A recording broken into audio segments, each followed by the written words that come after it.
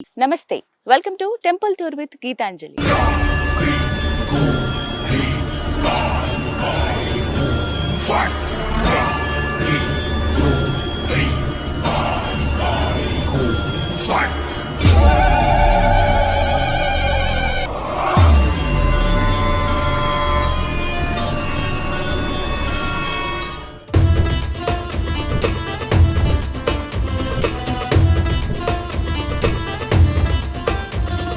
తాకట్టులో ఉన్న బంగారాన్ని విడిపించి ఆ రోజు ఆన్లైన్ రేటుకే మేము కొంటాం. Sharma gold company. ఇవాళ మనం దర్శించుకోబోతున్న ఆలయం హైదరాబాద్ నానక్రామ్గూడలో ఉన్నటువంటి మహంకాళి దేవాలయం.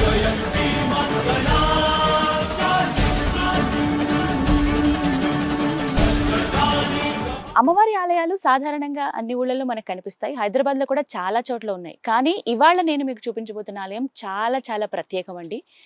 ఎవరికి తెలిసి ఉండకపోవచ్చు, నానక్రామ్గూడలో చాలా ప్రత్యేకంగా కనపడుతుంది ఈ స్థలం. విశాలంగా ఉంటుంది అమ్మవారి ఆలయ ప్రాంగణం అంతా కూడాను. అలాగే కొన్ని ఉపాలయాలు కూడా ఉన్నాయి. అన్ని దర్శించుకుందాం. వెళ్దామా లోపలికి? పదండి.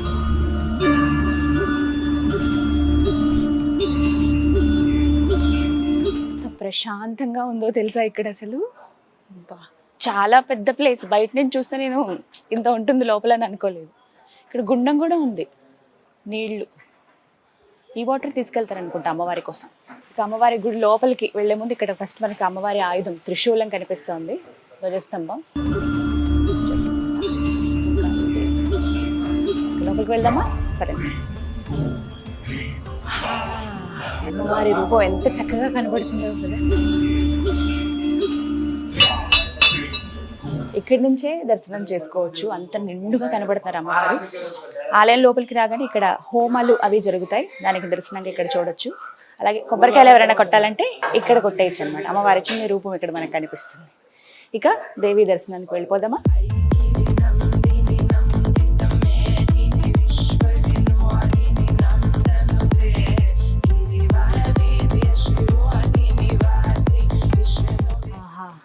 ఎంత చక్కగా ఉంది కదా, నిండైన రూపం. ఇక్కడ ప్రత్యేకత ఏంటో తెలుసా? ఏవైతే మొత్తం కొండలు మనం చూస్తున్నాం కదా చుట్టుపక్కలంతాను, అమ్మవారు కూడా ఆ కొండకే వెలిశారు. ఒక్కసారి ఆ రూపాన్ని మీరు గమనిస్తే తెలుస్తుంది. కొండకే అమ్మవారి రూపం, కళ్ళు, ముక్కు, నోరు, చేతులు, అష్టభుజాలతో అమ్మవారి దర్శనమిస్తూ ఉన్నారు. దానికి నిదర్శనంగా తర్వాత పూజాది కార్యక్రమాలు చేయటం, అమ్మవారే స్వయంగా భక్తులతో మాట్లాడి ఇలా ఒక ఆలయాన్ని నిర్మాణం చేసుకున్నారంట. చాలా బాగుంది కదా. అసలు అమ్మవారిని చూస్తుంటే ఇంకేం మాట్లాడాలని కూడా లేదు. అంత నిండైన రూపం ఆవిడది. అంత చక్కగా ఉన్నారు.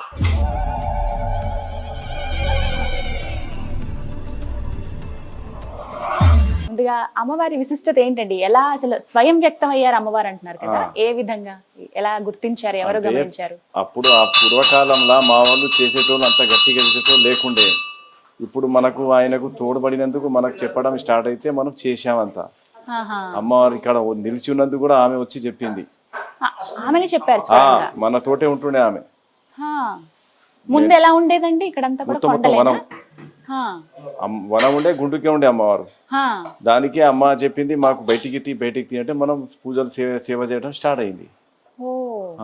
అమ్మవారే మాట్లాడుతుండే వచ్చి, అమ్మవారు ఇట్లా చేయి అట్లా చేయి. ఇప్పుడు ఇక్కడ ఏమి జరిగింది కూడా అమ్మవారే చెప్తేనందుకు మేము చెప్తాం. అలాగే ఇక్కడ పుట్టలు కూడా చూస్తున్నాం కదా. పుట్టలు కూడా పాములు ఎక్కువ ఉన్నాయి ఇక్కడ. ఉంటాయా? వస్తూనే ఉంటాయి, పోతూనే ఉంటాయి. అది అవి కూడా మన సమయంలో వస్తారు, వాళ్ళు పోతారు. భక్తులు ఎలాంటి ఇబ్బంది, భక్తులు ఏం చేయరు. మేము కూడా చెప్పేస్తాము ఏమని. పాములు వచ్చినా గానీ అమ్మ చెప్పేస్తాం, అమ్మ ఇక్కడ వాళ్ళు వస్తున్నారు, వాళ్ళకి రానియకు, పిల్లలు తిరుగుతారు అంటే అమ్మవారు అప్పుడు అక్కడ వాళ్ళు ఆటోమేటిక్ గా అది చేంజ్ అవుతారు. అమ్మవారి దర్శనం ఎంత చక్కగా జరిగిందో కదా.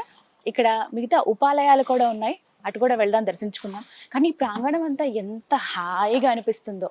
ఇంకా ఎవరైనా వస్తే అలాగే ఉండిపోదామా కాసేపు అని అనిపిస్తుంది. కుటుంబం అంతా వస్తూ ఉంటారు. ప్రత్యేకంగా ఇక్కడ అమ్మవారికి మంగళవారాలు అభిషేకాలు జరుగుతాయి. అలాగే ఆదివారం, ఈ 2 రోజుల పాటు చాలా వైభవంగా ఘనంగా కనబడుతుంది. నేను వచ్చింది కూడా మంగళవారమే. ఇప్పుడు కూడా భక్తులు రావడం చూస్తూ ఉన్నాము.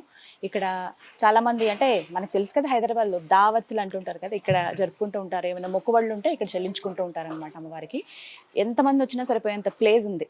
అమ్మవారు ఈ విధంగా ఆలయాన్ని నిర్మించుకున్నారంటే నిజంగా గొప్ప విషయం అది. మిగతా ఆలయాలు కూడా ఉన్నాయి, చూద్దాం పదండి.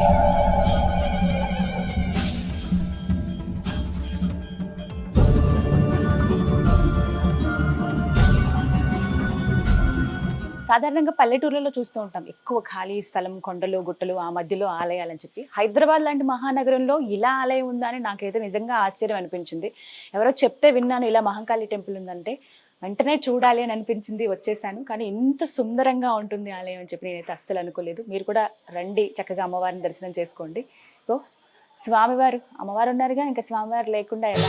ఓం నమః శివాయ.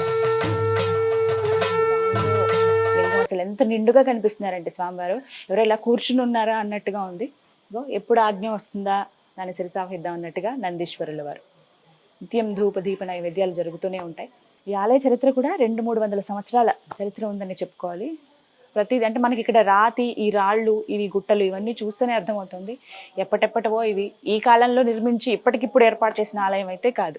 మీరు వచ్చి చూస్తే స్వయంగా అనుభూతి చెందుతారు. ఓ గణపతి.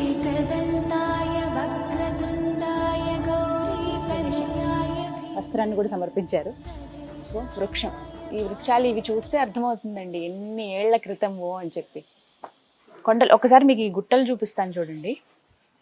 ఇక్కడ మొత్తం ఇలాంటి గుట్టలే కనిపిస్తాయి. వీటన్నిటి మధ్యలో మనకి ఆలయం ఉందన్నమాట. మొత్తం కొండలే.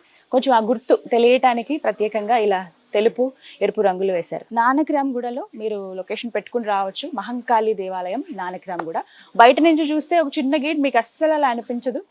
కానీ లోపలికి వచ్చి చూస్తే ఇంత పెద్ద ప్లేసా అని అనుకుంటారనమాట. శివుడిని చూసాం కదా, శివలింగం ఎంత చక్కగా ఉందో. మరొక ఉపాలయం ఉంది, హనుమాన్ వారి దేవాలయం. అది కూడా చూద్దామా, రండి.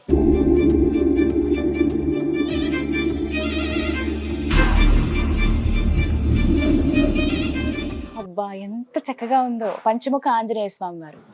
మనకు అక్కడ ఉన్నది హనుమాన్, సింధూర వర్ణం. ఎంత చక్కగా సింధూరం రాశారు, నామాలు అన్ని చక్కగా పెట్టారు. కింద మాత్రం మనకి పంచలోహ విగ్రహం కనపడుతుంది. వాటికే అభిషేకాలు అవి జరుగుతాయి అనమాట. అలాగే ఈ ప్రాంతం అంతా చూసారా, ముందు ఎంత స్పేషియస్ గా ఉందో. ఇక్కడ హోమాలు అవి చేస్తారనమాట హనుమంతుల వారికి. అలాగే ఎక్కువ మంది కూర్చోడానికి కూడా స్థలం ఉంది. ముందు ఇక్కడ రాసి ఉంచారు పేర్లు, పంచముఖ ఆంజనేయ స్వామి వారి దేవాలయం ఇది. ఇక్కడ ముందు మనకి ఒక గుండంలా కనిపిస్తుంది చూసారా, ఈ నీళ్లు ఇవన్నీ కూడా, ఇదంతా కూడా యమున గుండం. ఇక్కడ గుండంలా కనిపిస్తుంది చూసారా, ఇదంతా కూడా యమున గుండం. ఇక్కడ వృక్షాలు కూడా 3 కలిసి ఉన్నాయి. మేడి చెట్టు, రావి చెట్టు, అలాగే అల్కదౌడు చెట్టు అంట. నేను కొత్తగా విన్నాను ఆ పేరు. ముళ్ళు ఉన్నాయి చూసారా, గమనించారా? కానీ ఇక్కడ నాకు ఇంకా బాగా నచ్చింది ఏంటో తెలుసా, ఎక్కడ ఏది డిస్టర్బ్ చేయలేదండి. ఆలయ నిర్మాణం కోసం అని చెప్పి ఆ కొండలు వాటిని తొలిచేసో, వాటిని పక్కన పెట్టేసో, గుడిని నీట్గా అలా కట్టేద్దామని కాకుండా నీళ్లున్న చోట ఆ నీళ్ళని అలాగే ఉంచేశారు. చుట్టూ ఆ కొండలు అలాగే ఉన్నాయి. మధ్యలో స్వామివారికి చిన్ని దేవాలయం. ప్రదక్షిణలు చేయడానికి వీలుగా భక్తుల కోసం చాలా చక్కగా ఏర్పాట్లు చేశారు ఆలయ కమిటీ వారు. ఒకసారి మనం కూడా ప్రదక్షిణం చేద్దామా, ఆ మార్గం చూద్దాం ఎలా ఉందో. కొండలని అలా మామూలుగా ఖాళీగా వదిలేయకుండా వీటికి చక్కగా రంగులు వేశారు, తెలుపు ఎరుపు రంగులు. అలాగే జై శ్రీరామ్ అని, జై మాత అని చెప్పి ఇలా రాశారు. బీజాక్షరాలు, దేవుని నామాలతో చాలా అందంగా తయారు చేశారని చెప్పుకోండి. ఎంతమంది చూడండి, కొండల మధ్యలోంచి, ఈ మార్గంలో మధ్యలోంచి వస్తుంటే చాలా చాలా బాగుంది. మంచి అనుభూతి. టెంపుల్స్ అనగానే మనకు ఒక పాజిటివ్ ఎనర్జీ వస్తుంది కదా. ఇగో ఇవి వృక్షాలు, 3 చెట్లు కలిసి ఉంటాయి. ఎంత పెద్ద పెద్ద ముళ్ళు ఉన్నాయో, ఎంత పెద్ద చెట్టు, చాలా ఎక్కువగా విస్తరించింది. 3 చెట్లు కలిసి ఉన్నాయి ఇక్కడ హనుమాన్ దగ్గర. అప్పుడు హనుమంతుల వారికి మనం ప్రదక్షిణ చేసినట్టు ఉంటుంది. అలాగే 3 వృక్షాలకు కూడా ప్రదక్షిణ చేసినట్టే. ఈ విధంగా జై బజరంగబలి. స్వామివారిని అతి దగ్గర నుంచి కూడా దర్శనం చేసుకోవచ్చు. ఇగోండి ఇక్కడ గుండాలు ఉన్నాయి. ఇవన్నీ ఎప్పుడు నిత్యం నీళ్లు ఉండనే ఉంటాయట, కొంచెం జాగ్రత్తగా వెళ్ళాలి. ఆంజనేయ జై హనుమాన్, జై శ్రీరామ్. ఎంత చక్కగా ఉన్నారో. ఇది కూడా మీరు గమనించారా, కొండకే హనుమంతుల వారి రూపం ఇలా ఏర్పడిందండి. ఇది ఎవరో ఏర్పాటు చేసిందో, ఏవో విగ్రహాలు తీసుకొచ్చిందో, రాతి మీద చెక్కినవో కాదు. ఇక్కడ ఆలయంలో ఉన్న ప్రతిదీ అలాగే. మనం అమ్మవారి రూపం కూడా అలాగే చూసాం. ఆమె ఆ గుండ అంటే ఆ రాతికే, ఆ పెద్ద బండకే ఆవిడ రూపం ఏర్పడింది అంటే ఆమె అక్కడ వెలసిందని. అలాగే ఇక్కడ హనుమంతుల వారు కూడా అంతే, సేమ్. మొత్తం సింధూర వర్ణం ఇంకా ఎక్కువ వేసేటప్పుడు బయటికి ఇలా మనకు కనబడుతుంది ఆయన రూపం అంతా కూడా. ఇంత బలవంతుడు కదా. ఇక్కడ ఇంకొక ప్రత్యేకమైన విషయం చెప్పాలి మీకు. ఆలయ ప్రాంగణంలో మొత్తం 3 గుండాలు మనకు కనిపిస్తాయండి. ఒకటి అమ్మవారి ఎదురుగుండా ఉన్నది గంగ గుండం, అందులో నిత్యం నీళ్లు ఉండనే ఉంటాయి, అది ఏ కాలం అయినా కూడా. ఇక్కడ కూడా అంతే, ఆంజనేయ స్వామి వారి ముందు ఉన్నది యమున గుండం, అలాగే సరస్వతి గుండం అని చెప్పి ఇంకొంచెం దూరంలో ఇంకా కొద్దిగా ముందుకు మనకు కనిపిస్తుంది. 3 గుండాలు మీరు చూడొచ్చు, ప్రతి నిత్యం నీళ్లు ఉంటాయి. ప్రత్యేకంగా ఇంకొకటి ఏంటంటే 3 గుండాలలో నీళ్లు వేరే వేరేగా మనకు కనిపిస్తాయి. రుచి వేరేలాగానే ఉంటుంది. అంటే అడిగితే పంతులు గారు చెప్పారు, మీరు ఒక పాత్రలో వేస్తే రంగు కానీ కొంచెం తేటగా కనపడతాయి, కొంచెం కొద్దిగా ముదురు రంగులో కొన్ని నీళ్లు, అలా 3 వేరువేరుగా ఉంటాయన్నమాట. రుచి కూడా అలాగే ఉంటుంది, కొంచెం తీయదనం, కొంచెం చప్పగా అలా ఉంటాయంట నీళ్లు కూడా. అదంతా నిజంగా దేవుడి మహిమే అనుకోవాలి. ప్రతినిత్యం నీళ్లు ఉండనే ఉంటాయి. ఇది ఈ కాలం ఎండాకాలమా లేకపోతే చలికాలమా వర్షాకాలం అని కాదు, చాలా చక్కగా ఉంది నిజంగా. అంటే వాటికి అవే ఏర్పడినవి ఈ ప్రకృతిలో. ఎంత అందంగా ఉంటాయి అంటే అంతా అమ్మవారు ఆ స్వామివారి కృపే కదా ఇదంతా. ఎవరో ఏర్పాటు చేసిందో నీళ్లు తీసుకొచ్చి నింపిందో కాదు, ఇది స్వయంగా అలాగే అవి ఏర్పడ్డాయి ఈ కొండలు గుట్టలు మధ్యలో. అలాగే ఇంకొక అద్భుతం చూపిస్తానండి. ఇక్కడ ఒక శివలింగం, అడుగడుగున మనకి శివలింగాలు కనిపిస్తాయి. ముందు 2 నందులు కనిపిస్తాయి. అలాగే ఇంకొకటి చూపిస్తానన్నాను కదా, ఇలా రండి. సాధారణంగా ఒక శివలింగం పానవట్టం ఉంటుంది, శివలింగం ఉంటుంది, ముందు నందీశ్వరులు కనబడతారు. కానీ ఇక్కడ చూడండి ఒకసారి, ఎంతమంది శివయ్యలో నాకు చాలా ముచ్చటేస్తుంది చూస్తుంటే. నేనైతే ఇక్కడ కూర్చోవాలని ఉంది నాకు కాసేపు. అభిషేకం చేసుకోవాలనుకునే వాళ్ళకి ఎంతటి అదృష్టమో కదా. చక్కగా ఇలా మొత్తం అన్నిటికీ అభిషేకం చేసుకోవచ్చు. అన్ని లింగాలే, మళ్ళీ ఉట్టిగా లింగంలాగా ఇలా పెట్టేలేదండి. పానవట్టం ఏదైతే ఇలా కింద మనకు కనిపిస్తుందో అలా అన్నిటికీ ఉన్న దగ్గర నుంచి చూస్తే తెలుస్తుంది. ఇంకా రానున్నది మనకి కార్తీక మాసం. కార్తీక మాసంలో ఎప్పుడెప్పుడు ఆ శివయ్య ఆరాధన చేద్దామా అని ఉంటుంది మనందరికీ. అటువంటి మహద్భాగ్యం చక్కగా మీకు నానక్రామ్ గూడలో ఉన్నటువంటి మహంకాళి దేవాలయం దగ్గర ఇగో నందీశ్వరుల వారు. ఇక్కడి నుంచి స్వామివారిని చూడొచ్చు. నేను శివాలయానికి వెళ్ళాలంటే ఖచ్చితంగా నేనైతే ఈ పని చేస్తాను. చాలా మంది అలాగే చూస్తారు స్వామిని. శివాయ హర హర మహాదేవ శంభో శంకర. ఎంతటి మహద్భాగ్యమో కదా. నందీశ్వరుల వారి కొమ్ములు పట్టుకుని చక్కగా స్వామివారిని దర్శనం చేసుకోవచ్చు. ఇదైతే నాకు చాలా చాలా అందంగా కనబడుతుంది. మొత్తం ఇంకా పెద్ద పానవట్టం, మొత్తం అన్ని శివలింగాలే.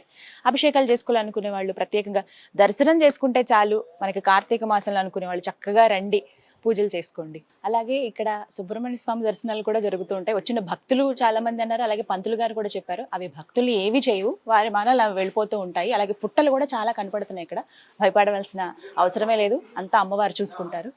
అదిగో సుబ్రహ్మణ్య స్వామి దర్శనం అయిపోయింది మనకి.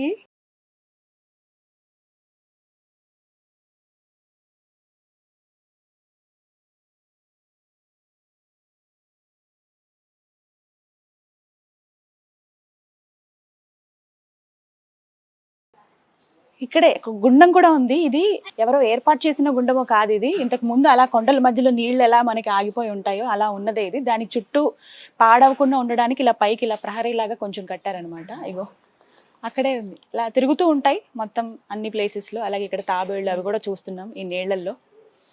హాయిగా దేవుడి దగ్గర ఉంటే ఏం బాధ ఉంటుంది, ప్రశాంతంగా అవి తిరుగుతూ ఉన్నాయి. చాలా బాగుంది. ఇక్కడ కూడా కాసేపు కూర్చుని మనం రిలాక్స్ అవ్వచ్చు. వాటి దర్శనం కూడా అయిపోయింది. సుబ్రహ్మణ్య స్వామి కూడా దర్శనం ఇచ్చేసాడు మనకి. ఇగో ఇవన్నీ చెట్లు ఎప్పటెప్పుడో 100 సంవత్సరాల చరిత్ర ఉంటుంది ఈ చెట్లకు కూడా. ఇలాంటివి చాలా చెట్లు ఈ ఆలయ ప్రాంగణంలో మనకి కనిపిస్తాయి. ఇక్కడ నుంచి ఇంకొక చిన్న మందిరం చూడొచ్చు మనకి. పూర్తిగా అంటే చుట్టూ గుడిలాగా నిర్మించకపోయినా ఓపెన్ ప్లేస్లో అలా పెట్టారు. ఎవరైనా వచ్చి అభిషేకాలు అవి చేసుకోవచ్చు అనమాట. ఇగో శివయ్య. నిజంగా ఎవరో నాకైతే శివలింగాలు చూసినప్పుడు ఇలా మొత్తం అలంకరణ చేస్తారు కదా, అవి చూసినప్పుడు నిజంగా స్వామివారు అక్కడ కూర్చున్నారేమో అని అనిపిస్తుంది. ఎందుకో భలే ఉంటుంది ఆ అనుభూతి. దగ్గరుండి చూస్తాను చూసారా, అలా ఎన్ని ఆలయాల్లో నేను చూశాను. ఇంకో అలాగే ఇక్కడ పుట్ట కూడా మనకు కనబడుతుందండి. మనకి నాగుల చవితి రోజు, అలాగే నాగుల పంచమికి ఇలా వచ్చి పాలు పోయటం ఇవన్నీ చేస్తూ ఉంటారు అన్నమాట. శివాయ.